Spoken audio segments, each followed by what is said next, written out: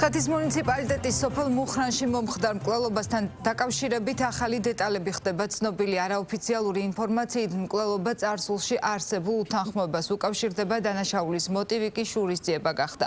როგორც ადგილობრივები პირველ არხთან საუბარში ამბობენ, ფაქტი არ დაუნახავთ, თუმცა რამდენიმე გასროლის ხმა გაიგეს. შემთხვევის ადგილზე საგამოძიებო მოქმედებები თითქმის მთელი ღამის განმავლობაში მიმდინარეობდა.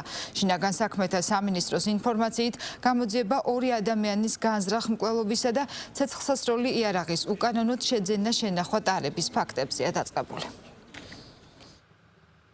გარეთ ჩვენ არ გავსულვართ. ხმა თუ გაიგეთ გასწროლის, გასაგებია რომ გარეთ არ გავსულვართ. გასწროლის ხმა გავიგეთ კი, მაგრამ გარეთ არ გავსულვართ და არ ვიცით. რამდენი გასწროლის ხმა გაიგეთ? 3 ან 4 ზუსტად არ ვიცი. ინფორმაცია გვაქვს, რომ გარდაიცვალა ორი მუხრანელი ახალგაზრდა კარგი ბიჭი. სასწრაფო მოვიდა კივილის, ერთი წაიყვანა მეში მოხდეს რომ დაჭრილი. მეორეზე რომ არ წავიდა სასწრაფო მოხდეს რომ ის უკვე გარდაცვლილი იყო და მართლაც ესე ყოფილა. ჩვენ აი ამით მივხვდით ვარაუდით, რომ ის არ ვიცოდით ვინ გარდაიცვალა და ვინ დარჩა. არც არაფერი არ ვიცოდით. სავარაუდო ვერსიები. არა, არანაირი ვერსია არ აქვს ხალხს და არც წარმოდგენაც არ აქვს ვინ შეიძლება ყოფილიყო.